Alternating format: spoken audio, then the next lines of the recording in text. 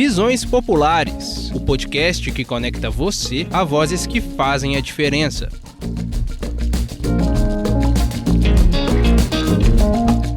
Olá, querido ouvinte, querida ouvinte, está começando mais um Visões Populares, trazendo para você entrevistas exclusivas produzidas pelo Brasil de Fato de Minas Gerais. A gente tem tentado encontrar caminhos para nos organizarmos politicamente e avançarmos nas pautas que são coletivas. A gente tem buscado encontrar caminhos para a construção de políticas públicas que deem respostas profundas para as questões que a gente enfrenta. E eu acho que não ouvir a criança é desperdiçar um potencial muito grande, sabe? As crianças, quando brincam, constroem respostas. E eu fico pensando o quanto é importante para nós que queremos construir processos revolucionários de construção do conhecimento, dialogar com o que nos ensinam as crianças nesse campo. Foram elas que elaboraram essa pedagogia, que tem por pressuposto a liberdade, que tem o caminho e o movimento por meio, que tem a alegria por fim. E ainda a natureza por casa, porque quando você solta uma criança, o que ela quer é viver essa experiência em meio à natureza. Eu sou a Flora Vilela e essa semana o Visões Populares conversa com uma das vozes que vem tensionando o lugar do brincar na sociedade brasileira. A gente está falando do Roque Antônio Soares Júnior, o Roquinho, brincante, educador popular, pesquisador da infância e fundador da Carretel Cultural. Ele é natural de Padre Paraíso, no Vale do Jequitinhonha, e tem uma trajetória conectada há mais de 30 anos com a cultura, a educação e a mobilização comunitária. O Roquinho também foi o idealizador do primeiro encontro nacional com as culturas das infâncias brasileiras, que ao longo do mês de junho, mês passado, levou atividades e reflexões para vários territórios aqui em Minas Gerais. E é sobre esse outro olhar para as crianças que, por hoje, a gente conversa com ele. A gente abordou também na entrevista o que é a cultura da infância e a centralidade que Minas Gerais tem nesse debate. Então não se esquece de curtir, de compartilhar o episódio com quem se interessa e comentar por aqui o que você achou da entrevista. E bora começar! Brasil de Fato, uma visão popular de Minas Gerais, do Brasil e do mundo. Então, para começar, queria que você se apresentasse para os nossos ouvintes, contasse rapidinho um pouquinho da sua trajetória. Bom, meu nome é Roquinho, eu sou do Jequitinhonha, de Padre Paraíso, Baixo Jequitinhonha, onde vivi uma experiência muito forte de formação inicial, assim, de infância, tendo uma liberdade muito grande para circular por um espaço, né, de cidade pequena e também amparada pela segurança que um Estado comunitário dá, né, uma criança e a quem nele está. E é basicamente isso. De lá para cá eu me desenvolvi pensando muito nesse processo inicial de formação, pensando nos processos políticos que esse processo inaugura para quem vive, nos aspectos artísticos, filosóficos, todos eles. Processo comunitário, um processo de uma infância livre, com a natureza presente, e tendo isso, e me encontrado com outras pessoas fundamentais que também pensavam a infância como inspiração para a construção de diálogos com o mundo, assim, fui afirmando esse instante original, assim, de vida como a base para elaborar um pensamento e uma prática no mundo, assim. Perfeito, Roquinho. Enfim, nesse final de semana, então, entrando no nosso assunto principal, né, aconteceu o encerramento do Encontro Nacional com as Culturas das Infâncias Brasileiras, lá em Igarapé, aqui perto, né, na região metropolitana de Belo Horizonte. Queria começar te perguntando do que se tratou esse encontro, que durou, né, todo o mês de junho, como que ele foi mobilizado, quem que foi o público que participou, enfim, como que se chegou até esse encontro? Esse encontro ele é fruto da vontade de contar um processo histórico que nasce em Minas Gerais e que depois inspira o Brasil, que é um processo que enxerga na infância a inspiração para a construção de práticas, de políticas públicas, que ouve a criança, né, como um ser que pode efetivamente colaborar com os processos de construção do mundo que a gente sonha. Então, a base elementar de construção desse encontro pensa, ou na parte do princípio de que a criança é um ser que está sobre o mundo, que não flutua sobre os conflitos, que não está, né, para além dos conflitos, inserido nos conflitos, nos contextos e ambientais, sociais, culturais, de toda a ordem, e que quando a criança expressa pela sua linguagem que ela absorve do mundo, que são os brinquedos e brincadeiras, principalmente através dos brinquedos e brincadeiras, ela também expressa o que ela colhe dessa experiência política no mundo. E a partir de então, se a gente ouve a criança através dessa expressão dela, a gente também é capaz de elaborar soluções ou de se inspirar para construir soluções muito singulares para as questões que o mundo nos apresenta, sabe?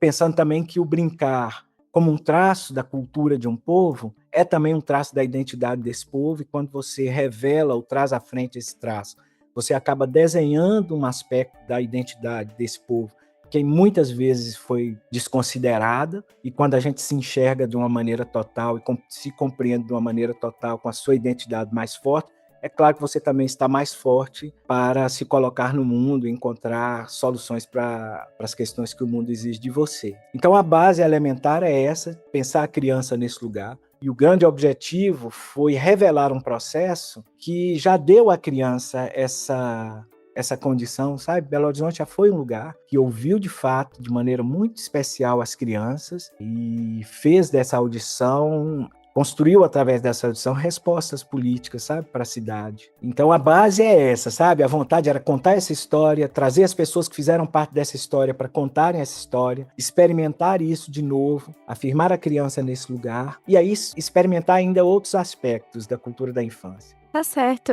Enfim, e aí pensando nesse último final de semana, né, o encontro culminou então, depois desse mês de reflexões que aconteceu em vários territórios, ele culminou num evento de encerramento que foi nesse último final de semana em Igarapé, que teve painéis de debate, teve também uma rica produção cultural. Bom, e aí queria que você trouxesse como que foi esse evento de encerramento e que acúmulos que você entende que esse evento, enfim, consolidou ali para esse mês de encontro, para todas essas reflexões. Foi lindo, foi especialíssimo, porque em que pese todas essas questões, a criança elabora e processa essas experiências sempre em parceria com a alegria, sabe? Então, esse encontro foi esse aspecto do processo, a alegria de celebrar as infâncias, de aprender com as crianças. E aí foi um dia de muita alegria, a gente brincou muito com a natureza do lugar, que é um parque ecológico lá em Igarapé, lindo, recém-inaugurado. Então a gente começou o evento com um grande alto de barquinhos da natureza,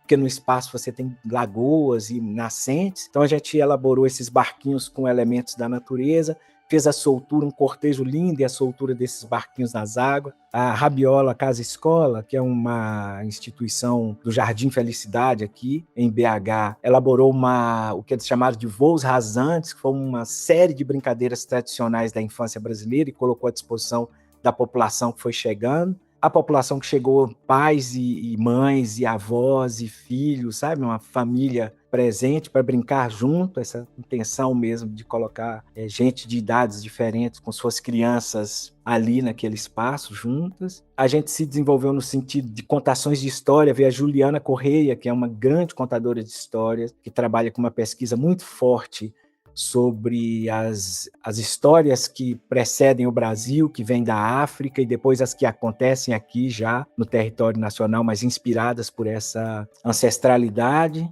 E Julia Félix, que fez uma ação específica para os bebês, para acolher a mãe e o pai com seus bebês, as crianças bem pequenas. A Ana Gobel e a Zi Reis, que são duas artistas muito fortes, né, daqui de Minas, produziram 2 painéis gigantes nesse espaço, que é um painel que chama a criança que mora no adulto para se manifestar, que, sabe, instiga assim, a gente a pensar que a gente é adulto, mas que a gente foi criança há muito pouco tempo, e se lembrar disso é muito importante para construir o diálogo com a criança de agora. Enfim, um dia lindo que passou ainda, deixa eu ver por quem mais, muitas e muitas ações, e que culminou com a presença do Pereira da Viola, convidado pela Guia Oliveira, e do Dito Rodrigues, que é irmão do Pereira, os 2 convidados por Guia Oliveira, para elaborarem um espetáculo específico para esse encontro. Tom Pereira foi visitar suas infâncias lá em São Julião. O Dito, que é irmão, passeou por São Julião junto com ele, meninos, assim, recuperando coisas da infância deles, muitas brincadeiras cantadas. A Guia da mesma forma. E aí nos entregaram um espetáculo divino, divino mesmo, muito especial, que a gente viveu e está vivendo até agora, assim, está reverberando na gente, tão bonito que foi. Que lindo. Enfim, e aí acho que aprofundando um pouco também nessa conversa, você trouxe um pouquinho já também da importância desse encontro ter acontecido em Minas Gerais, e aí queria que você trouxesse pra gente se o nosso estado tem destaque quando a gente pensa essa pauta da cultura das infâncias e se tem porquê, da onde que vem esse destaque? Cara, é uma coisa linda, assim, uma coisa que o encontro mostrou pra gente, essa coisa de revisitar a história, de aprender com a história. A gente tentou fazer assim, revisitar a história e afirmá-la como uma reverberação no presente agora. Então, a gente trouxe sempre pessoas que podiam contar processos, mas gente que está realizando coisas hoje que são frutos desse processo vivido. Então, isso foi muito especial. Mas teve um aprendizado que eu acho que eu considero muito, muito poderoso, assim, e que faz de Minas uma referência. A gente veio contando a história de um encontro inaugural desse processo, da Lídia com a Delcinho. Lídia Ortélio é uma mulher brasileira do sertão da Bahia, que na década de 60 70 vai para a Europa estudar música. E lá, vendo as crianças de lá, as crianças refugiadas, ela começa a observar que entre aquelas crianças e as crianças do sertão da Bahia e de Salvador, havia algo comum, que era justamente um movimento que o corpo cumpria quando esse corpo brincava. Então, quando você pula amarelinha, quando você joga 5 Marias, quando você pula corda, sabe? E isso fez com que ela, inclusive, aos poucos fosse se afastando da música e se dedicando muito mais a observar esse fenômeno maravilhoso que a gente foi se elaborando e hoje se reconhece como uma cultura da infância, um acervo de movimentos que o mundo cumpre, né, quando o corpo brinca. A maravilha é que quando Lídia vem a Belo Horizonte, na década de 80, ela encontra aqui um campo muito fértil, que ela não encontrava em outros lugares. E isso fez de Minas o território inaugural de um processo que nasce dessa percepção que ela traz, sabe? E o que o encontro revelou de maneira maravilhosa é que essa experiência poderosa, política, sensível, delicada, cultural, pertenceu naquele instante original e foi elaborada pelo povo das periferias de Belo Horizonte, sabe? Isso não pertenceu a outro lugar, assim. A sorte é que, aos poucos, você foi consolidando governos, principalmente o governo do Patrus, que era um governo que tinha como princípio, e eu trabalhei no governo, que era a inversão de prioridades, sabe? A descentralização das ações, que sustentava o governo, que permitiu que quem estivesse fora de um lugar central também pudesse ser ouvido.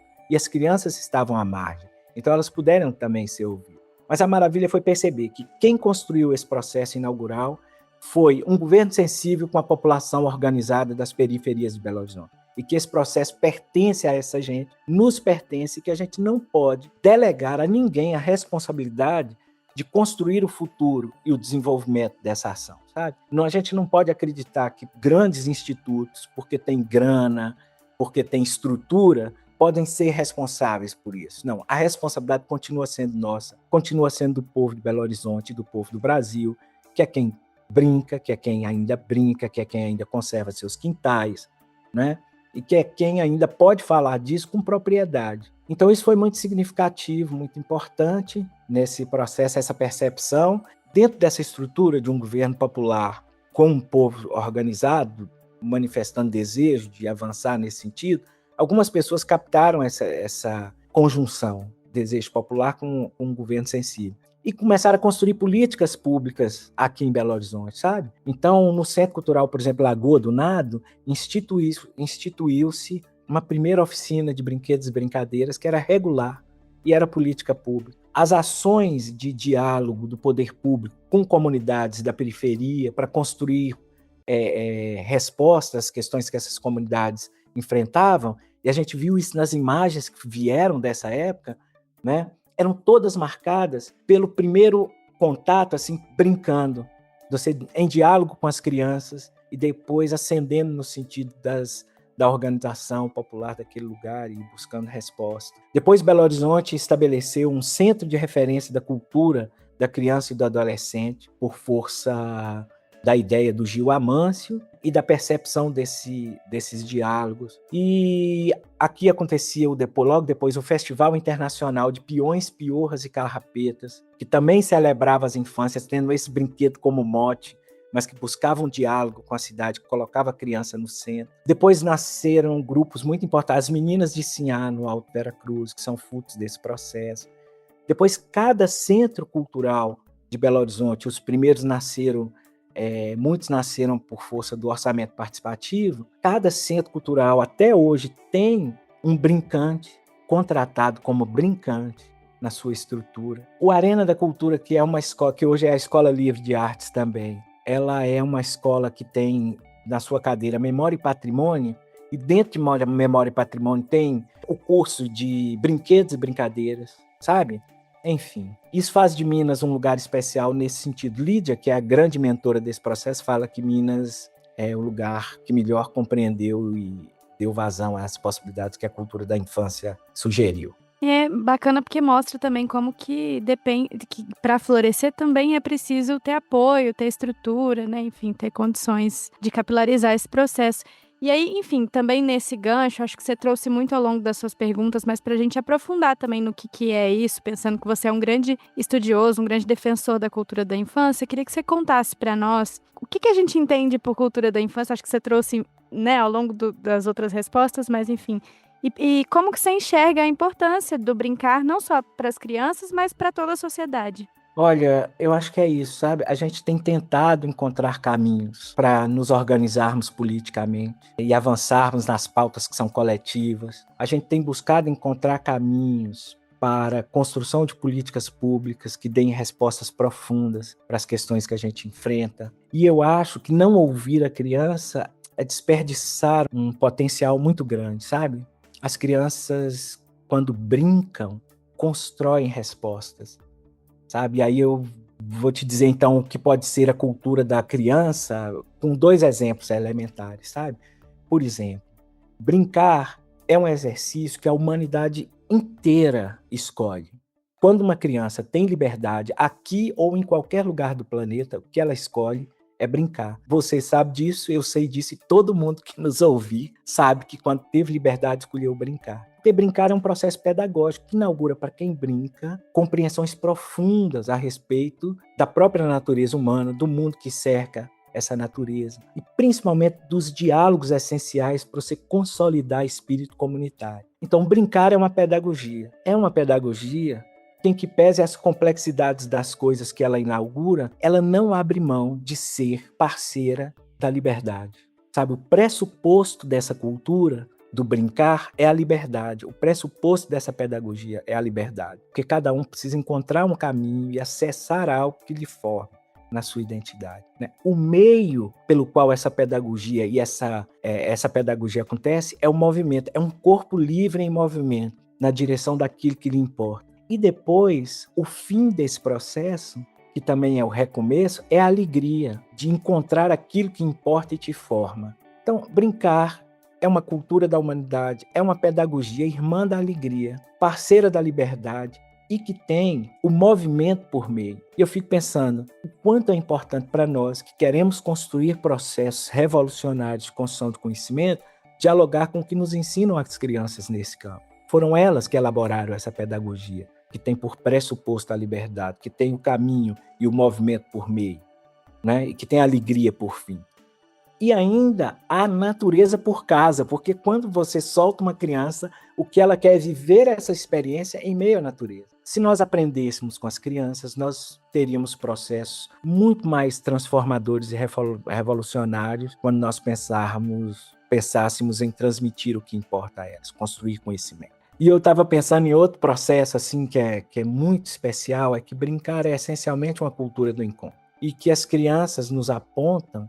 A criança não quer aprender a obedecer. Esse é um aspecto maravilhoso do processo, assim, né? Ela quer aprender processos que vão dar a ela condição de executar o que importa, brincadeiras, tudo que lhe importa, junto com os outros. Então ela precisa descobrir caminhos, sabe, que vão lhe permitir executar em conjunto, na coletividade, as ações que importam para elas. Isso é que a criança quer. Para a criança, a disciplina é essencial. A gente vai brincar, a primeira coisa que a gente vai, bota a mão, unidunite, sala e vai para um processo de escolha. Várias outras formas democráticas e políticas estão inseridas nesse processo, sabe, de pedagógico, que o brincar propõe à humanidade nova, aos meninos e meninas. Então, é preciso aprender com as crianças nesse sentido. E aí eu acho que, por exemplo, o MST está aprendendo, porque a Guê é uma mineira, brincante, uma mulher estudiosa desse processo, atenta a esse processo, e que tem emprestado ao MST, e eu sou parceiro dela quando ela me convida nesse sentido, uma reflexão nesse sentido, sabe? E tem toda uma construção também, né, do processo das cirandas, enfim. Lindas, né? Maravilhoso e tal. E o MST tem buscado aprender isso, eu acho maravilhoso isso. O MST é um movimento à frente, né? E, enfim. Bom, e aí, enfim, nesse gancho um pouco que você trouxe também dessa interpretação da infância, do brincar da criança, e a partir de tudo que a gente conversou até aqui, isso também tem uma relação, você trouxe um pouco na última pergunta, né?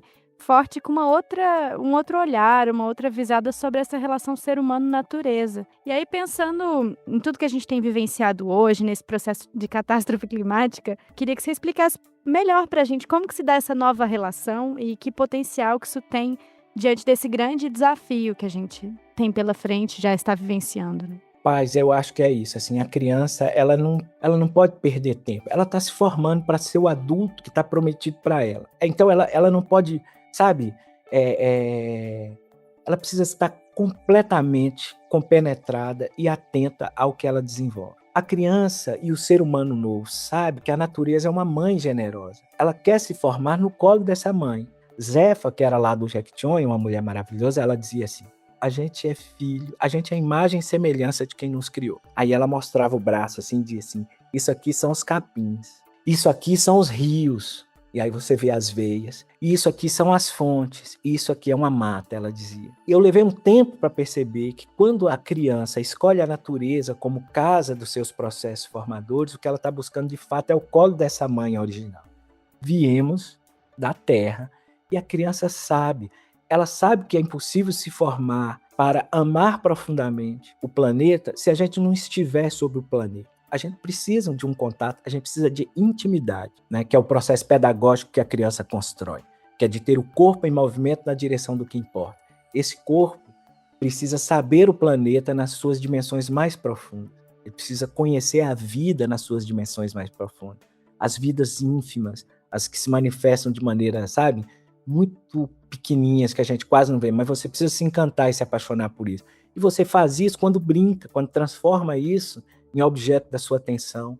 E isso te ajuda a te formar e migra para dentro de você. Quando você diz tudo, você não está dizendo nada, você não está dizendo de nada externo, você já está dizendo de si mesmo, porque isso veio morar em você. Então é essa intimidade que a criança propõe na construção da sua relação com o mundo, com a natureza desse mundo, que eu acho que a gente não pode desconsiderar também, porque a gente quer amar, mas a gente quer amar à distância, quer saber, mas quer saber sem saber o calor, né? Quer saber, mas não quer o cheiro.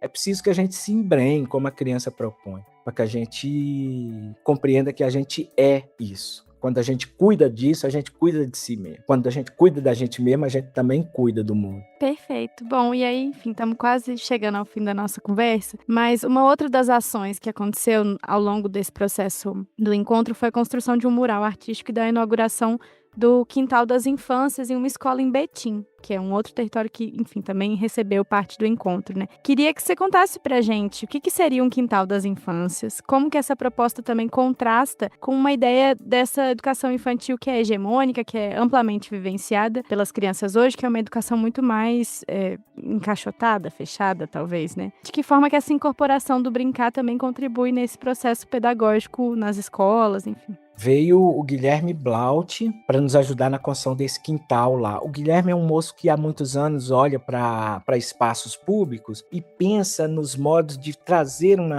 de forma natural uma configuração para esses espaços que faça com que eles recebam bem as comunidades que estão no entorno. São espaços naturalizados, assim, então vem muita obra, vem muita essas podas, as madeiras de podas de prefeitura, e ele constrói brinquedos, espaço para as mães sentarem com os filhos, espaço para as crianças ficarem à vontade e tal.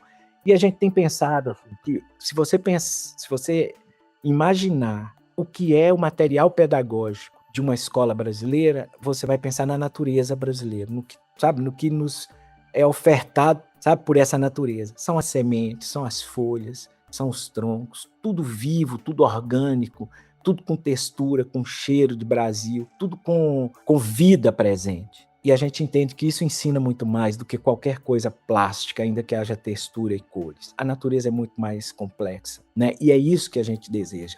Então é trazer para dentro da escola a sugestão de um quintal brasileiro, onde muitos de nós nos formamos, muitas das professoras também se formaram, para que se inspire essa relação da criança com a natureza, umas com as outras, tendo o planeta como chão, né, e não o cimento. Então, essa implantação desse espaço lá se deu na creche, uma creche que se chama Ana Medioli, e que é uma creche de Betim, que tem muitos anos, com professoras muito comprometidas com as crianças. E nesse próprio espaço foi a Ana Goebel, junto com o Guilherme fez essa implantação de quintal, e a Ana Goebel buscou uma inspiração para construir um mural que também expressasse essa ideia. E está lá esse mural junto com o quintal. Assim. Foram 2 quintais.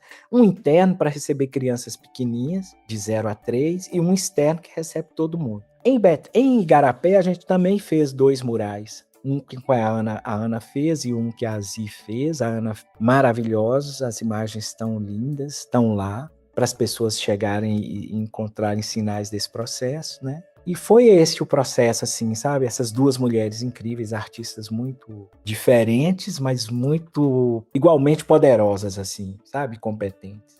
Bacana demais, Roquinho. Enfim, e aí para fechar, queria entender de você, né? Acho que esse papo rende muita coisa, mas para fechar por hoje, queria entender se esse encontro, a ideia é que ele seja periódico, que ele se repita, qual que é a perspectiva de continuidade desse debate daqui em diante também? Pois é, a ideia, a gente chamou de primeiro encontro nacional com as culturas das infâncias brasileiras, porque a gente quer muito que ele aconteça por um tempo, assim, cumpra um papel por um tempo. Eu acho que a gente precisa acordar a sociedade brasileira, as pessoas, inclusive as pessoas que estão nos seus quintais, assim, para a importância que esses quintais têm, as pessoas adultas em suas comunidades que ainda brincam, né, e o quanto que é importante que a gente das grandes cidades, quanto que a gente preste atenção e aprenda com essas pessoas para a gente retomar experiências que mesmo em ambiente urbano confirmem em nosso sentido comunitário. Enfim, então a gente acha que há mote, há razão para que esse encontro continue acontecendo. E a nossa intenção, estamos envolvidos nesse processo. A Carretel Cultural,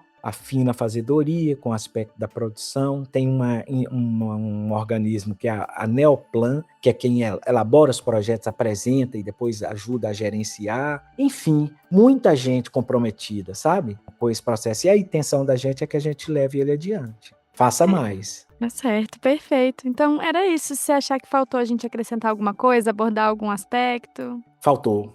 Sabe o quê? Brincar. Então vamos brincar pelo menos uma, para não dizer que a gente ficou falando de brincadeira e não brincou. Uma que você já brincou na vida. O que é que cai em pé e corre deitado? É a chuva. Não é? Mais uma para dizer que a gente não brincou. O que é que cai em pé e o que é que tem coroa e não é rei, tem escama e não é peixe? Coroa... Ixi, esse eu não sei. Abacaxi. Uai, é o abacaxi mesmo. Tem uma que eu sabia que era o que é que... Eu não vou lembrar. É o que de dia tem... É o que de dia tem 4 pés, de noite tem 6. Tem 2 dessas. Uma é assim, o que é? De dia tem 4 pés e de noite tem 6. É isso mesmo, é a cama. É a cama. É. E tem uma que é mais complexa, que é boa, que é o que é. De manhã anda com 4 pés. À tarde anda com 2 pés. E à noite anda com 3 pés. Também não sei essa. Dizem que é o enigma da esfinge, que é o ser humano, que de manhã, na infância, anda engatinha, como 4 pés. À tarde, na maturidade e força, caminha com 2 pés firmes. E à noite, que é já na velhice, anda com uma bengala, e aí são os 3 pés. Perfeito, muito bom. Bom, gente, a entrevista foi ótima, mas o Visões Populares de hoje fica por aqui. A gente agradece muito a participação do Roquinho. Muito feliz, eu te agradeço demais, ficamos inteiramente à disposição e muito obrigado, Flora. E na próxima semana tem mais entrevistas exclusivas e reflexões que transformam. Como você já sabe, às quartas-feiras, no canal do Visões Populares no Spotify, na Rádio Autêntica Favela FM, no site ou no canal do Brasil de Fato MG no YouTube. Se você está ouvindo a gente agora pelo Spotify ou pelo YouTube, comenta por aqui o que você achou desse episódio. Não se esquece de também compartilhar o episódio com quem se interessa, com os amigos, com a família e de dar 5 estrelas para o podcast. Se você está ouvindo a gente agora pela rádio, perdeu alguma parte do episódio, quer ouvir de novo ou compartilhar com os amigos, é só buscar o Visões Populares lá no YouTube ou no Spotify. Acompanhe o Brasil de Fato de Minas Gerais nas redes sociais para você também não perder nenhuma novidade. E até lá! Se encerra aqui o Visões Populares, análises e reflexões sobre os temas que impactam o nosso dia a dia.